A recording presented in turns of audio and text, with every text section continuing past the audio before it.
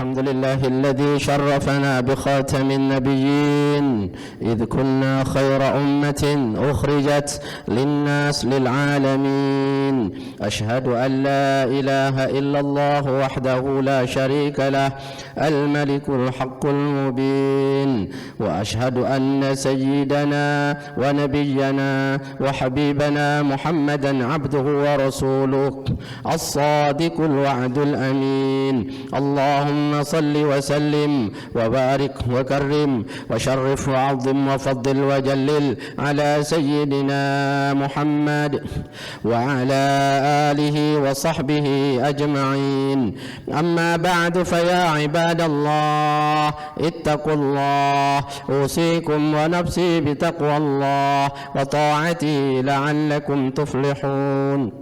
Hadirin jamaah Jumat yang mulia, sebagai khotib kali ini izinkan saya mengajak kepada hadirin pada umumnya dan kepada diri saya sendiri pada khususnya, mari kita meningkatkan iman kepada Allah. Mari berusaha semaksimal mungkin meningkatkan mutu takwa kita kepada Allah Subhanahu wa taala. Kita harus sadar, hanya takwalah yang dapat membahagiakan hidup kita. Hanya takwalah yang dapat menyelamatkan hidup kita. Hanya takwalah sebaik-baik bekal bagi kita. Allah menyatakan wa tazawwadu fa inna khairaz zadit taqwa, dan berbekallah kamu, dan sebaik-baik bekal adalah takwa kepada Allah Subhanahu wa taala. Ma'asyiral hadirin jamaah Jumat yang mulia, dalam kesempatan dalam suasana Rabiul Awal bulan Maulid ini, saya ingin menyampaikan sisi lain dari kemuliaan baginda Rasulullah sallallahu alaihi wa alihi wa sahbihi wasallam. Ma'asyiral hadirin jamaah Jumat yang mulia, beberapa hari setelah wafatnya baginda Rasulullah sallallahu alaihi wasallam, datanglah Abu Bakar As-Siddiq ke rumah Rasulullah menemui Aisyah, istri Nabi yang juga merupakan anak dari Abu Bakar As-Siddiq. Setibanya di rumah Rasulullah, Abu Bakar bertanya kepada Aisyah, "Wahai anakku, adakah amalan Rasulullah yang luput dari pengetahuan kami para sahabatnya?" Siti Aisyah menjawab, "Wahai ayahku, semua sunnah Rasulullah sudah dilaksanakan oleh sahabatnya. Amalan Rasulullah sudah dikerjakan oleh sahabatnya. Tetapi ada satu kebiasaan Rasulullah yang belum diketahui oleh sahabatnya." Maka Abu Bakar berkata, "Wahai anakku, apakah itu? Aku ingin melaksanakannya, berittiba, mengikuti baginda Rasulullah sallallahu alaihi wasallam." Kata Aisyah, "Wahai ayahku, Rasulullah itu ketika selesai salat subuh, ketika beliau selesai memberikan taklim pengajian subuh, lalu beliau segera membantu urusan rumah tangga istrinya. Ketika sudah selesai, beliau segera pergi ke pasar Madinah. Di perempat jalan pasar Madinah itu, beliau menemukan orang tua renta yang buta, orang Yahudi yang tua renta buta. Lalu Rasulullah memberikan kurma kepada orang Yahudi itu. Begitulah yang selalu dilakukan oleh Rasulullah sallallahu alaihi wasallam yang tidak diketahui oleh para sahabatnya. Keesokan harinya Abu Bakar As-Siddiq segera ingin melaksanakan sunnah Rasul sallallahu alaihi wasallam itu. Abu Bakar As-Siddiq segera beliau mencari orang tua buta, tua rentah buta Yahudi yang diceritakan oleh Aisyah. Ketika bertemu, Abu Bakar As-Siddiq segera memberikan kurma kepada orang tua buta rentah itu. Dan di luar dugaan, ternyata orang Yahudi yang buta, yang tua rentah itu memuntahkan kurmanya. Lalu dia berkata, "Siapa kamu? Kamu bukan orang sebelumnya yang memberikan kurma ini." Kata Abu Bakar, "Saya orang yang sama. Saya memberikan kurma seperti sebelumnya." Kata Yahudi itu, "Bukan, engkau tidak seperti orang yang sebelumnya yang memberikan kurma ini kepadaku." Lalu kata Abu Bakar, "Bagaimana orang sebelumnya memberikan kurma kepadamu?" Lalu Yahudi ini berkata, "Orang yang sebelumnya memberikan kurma, dia carikan kurma yang lembut sehingga aku mudah mengunyahnya. Dia pilihkan kurma yang manis sehingga aku lezat menyantapnya." Lalu kata Abu Bakar, "Apa yang terjadi setelah itu?" Setelah itu dia menasihati aku, dia menanyakan kabarku, bagaimana keadaanku, bagaimana kesehatanku, padahal orang-orang yang ada di sekitar kabarku. Bahkan orang Yahudi sendiri tidak peduli kepadaku, tapi dia menanyakan kabarku, keadaanku.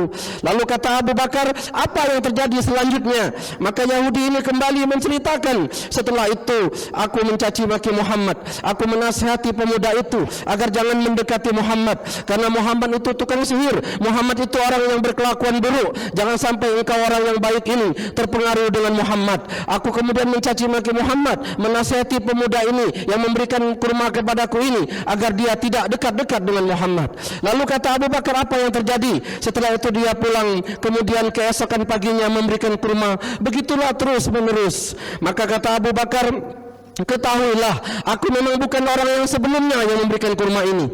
Aku adalah sahabatnya. Lalu orang tua Yahudi ini berkata, kalau begitu, kenapa dia tidak pernah datang lagi kepadaku? Sudah beberapa hari dia tidak datang kepadaku. Apakah dia sakit? Kalau dia sakit, di mana rumahnya? Aku ingin mendatanginya. Aku hanya ingin mengucapkan terima kasih kepadanya. Dia tidak pernah menceritakan siapa dirinya. Dia tidak pernah memberitahukan namanya dan keluarganya. Aku tidak tahu siapa dia. Maka beritahukan kepadaku. Aku hanya ingin berterima kasih kepadanya atas segala kebaikan yang dia berikan kepadaku. Kata Abu Bakar, sungguh engkau tidak akan bisa bertemu kembali dengan orang yang semulia itu. Kenapa? Kata Yahudi ini. Apakah dia telah pindah rumah? Kalau dia pindah rumah, aku akan mendatanginya walau tertati-tati. Aku hanya ingin mengucapkan terima kasih kepadanya atas segala kebaikannya itu. Kata Abu Bakar, sungguh engkau tidak akan bisa bertemu kembali dengan orang yang semulia itu. Kenapa? Apakah dia meninggal dunia? Akhirnya Yahudi ini berkata, apakah dia meninggal dunia? Kalau dia meninggal dunia, beritahukan kepadaku di mana pusaranya. Aku ingin berziarah di kuburnya. Aku hanya ingin berterima kasih kepadanya atas segala kebaikannya kepadaku. Siapa orang itu sebenarnya? Kenapa dia pergi? Kenapa dia tidak menceritakan dirinya? Siapa dia sebenarnya? Kata Abu Bakar, ketahuilah, sesungguhnya dia adalah orang yang setiap hari memberikan kebaikan kepadamu, tapi setelah itu engkau mencaci makinya. Ketahuilah, kata Abu Bakar, dia adalah Rasulullah sallallahu alaihi wasallam. Saya adalah sahabatnya Abu Bakar As-Siddiq. Dia adalah orang yang setiap pagi memberikan kurma yang lembut untukmu sehingga engkau mudah menyantapnya. Dia memberikan kurma yang manis untukmu sehingga engkau lezat memakannya. Lalu setelah itu dia engkau caci maki. Ketahuilah, dia orang yang setiap hari berbuat baik kepadamu. Setelah itu engkau mencaci makinya. Dia setiap hari berbuat baik kepadamu. Setelah itu engkau memakinya. Dia berbuat baik kepadamu. Setelah itu engkau menghina, sumpah serapah kepadanya. Dia adalah Rasulullah sallallahu alaihi wasallam. Apa kesalahan Rasulullah kepadamu sehingga engkau zalim kepadanya? Bukankah dia berbuat baik kepadamu? Bukankah dia peduli kepadamu? Bukankah keluargamu, saudaramu, bahkan orang-orang Yahudi yang tidak peduli kepadamu? Bukankah Rasulullah peduli kepadamu? Dia menanyakan keadaanmu. Dia menanyakan bagaimana kesehatanmu. Bukankah dia telah memberikan kurma yang lembut itu untukmu? Tapi setelah itu engkau mencaci makinya. Setelah itu engkau menghinanya. Apa kesalahan Rasulullah kepadamu? Dia tidak sakit hati terhadap perbuatanmu. Bahkan dia terus berbuat baik kepadamu. Dia menerima semua ocehanmu. Dia menerima semua sumpah serapahmu. Padahal dia berbuat baik kepadamu. Apa salah Rasulullah sallallahu alaihi wasallam? Maka terhempaslah orang Yahudi yang tua rentah ini, orang yang Yahudi yang buta ini. Maka dia terhempas badannya. Lalu kemudian dia bermohon maaf. Lalu dia meminta maaf. Lalu dia segera mengucapkan, saksikanlah, katanya, asyhadu an la ilaha illallah wa asyhadu anna Muhammadar Rasulullah. Saksikanlah bahwa tidak ada Tuhan selain Allah dan Muhammad itu adalah utusan Allah. Maka dia memeluk agama Islam.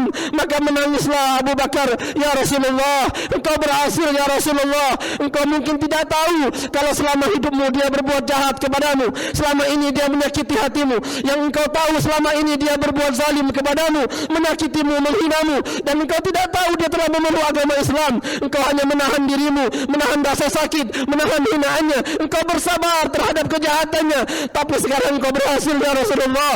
Dia telah memeluk agama Islam. Engkau berhasil ya Rasulullah sallallahu alaihi wasallam.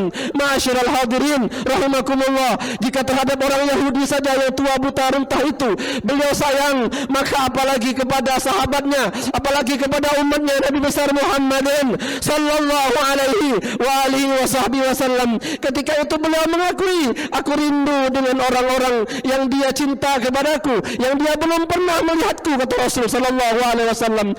Apakah kamu tidak mengetahui, apakah kamu tidak tahu, kata Rasulullah, iman yang paling mengagumkan? Ketika sahabat menjawab, itulah iman para malaikat. Nabi malah mengatakan, malaikat wajar imannya mengagumkan karena dia mendengar berita langit.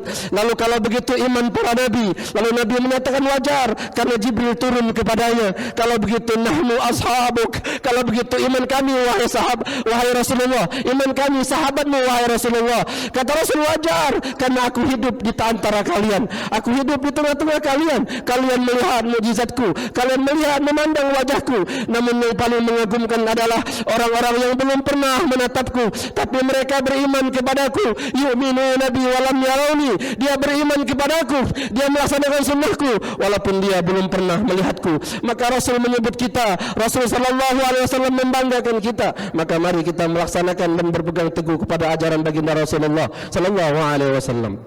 Sebelum saya akhiri, saya sampaikan sebuah firman Allah Subhanahu wa taala menjadi motivasi bagi kita semua. Qul bi fadlillah wa bi rahmatihi fabidzalika falyafrahu. Katakanlah ai Muhammad, bi fadlillah, dengan keutamaan dari Allah, dengan fadilah dari Allah, wa bi rahmatihi, dan dengan rahmat Allah, fabidzalika falyafrahu, maka dengan rahmat Allah itu, dengan fadilah itu engkau senantiasa akan bergembira. Engkau bergembira dengan rahmat Allah itu, falyafrahu, engkau akan bergembira, kata Allah Subhanahu wa taala.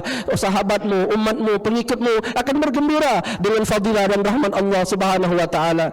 Lalu As-Suyuti menyatakan, begitu juga Al-Qurtubi menyatakan, menafsirkan dalam kitabnya, kenapa digunakan kata-kata fabi rahmatihi. Siapa sebenarnya rahmatihi itu? Apa yang dimaksud dengan rahmatihi pada ayat ini? Rahmatihi, rahmat Allah pada ayat ini adalah Rasulullah itu sendiri, sebagaimana ayat yang berbunyi, wa ma arsalnaka illa rahmatan lil alamin. Tidaklah aku mengutus engkau ya Muhammad kecuali engkau menjadi rahmat bagi semesta alam. Maka dengan rahmat Allah, berarti dengan baginda Rasulullah sallallahu alaihi wasallam, kita bergembira dengan fadilah Allah, dengan nikmatnya, dan dengan Rasulullah sebagai rahmatnya kita bergembira. Huwa khairum mimma yajma'un. Rahmat Allah itu, fadilah Allah itu, Rasulullah itu lebih utama dari apa yang kamu kumpulkan. Huwa, kata Allah, huwa, dia, Rasulullah itu, rahmat Allah itu, fadilah Allah itu lebih utama dari apa yang kalian kumpulkan, lebih utama dari rumah mewah yang kalian bangun selama berbulan-bulan, lebih utama dari tanah-tanah yang luas yang kalian miliki. Rasulullah itu lebih utama dari apa yang kita miliki dalam dunia ini. Maka mudah-mudahan kita senantiasa dapat melaksanakan sunnah dan syariah baginda Rasulullah sallallahu alaihi wa alihi wasallam. Demikianlah khutbah ini, semoga bermanfaat. أعوذ بالله من الشيطان الرجيم. وعد الله الذين آمنوا وعملوا الصالحات لهم مغفرة وأجر عظيم. بارك الله لي ولكم في القرآن العظيم، ونفعني وإياكم بما فيه من الآيات والذكر الحكيم، وتقبل مني ومنكم تلاوته إنه هو السميع العليم. أقول قولي هذا، أستغفر الله العظيم لي ولكم ولسائر المسلمين والمسلمات والمؤمنين والمؤمنات فاستغفروه إنه هو الغفور الرحيم.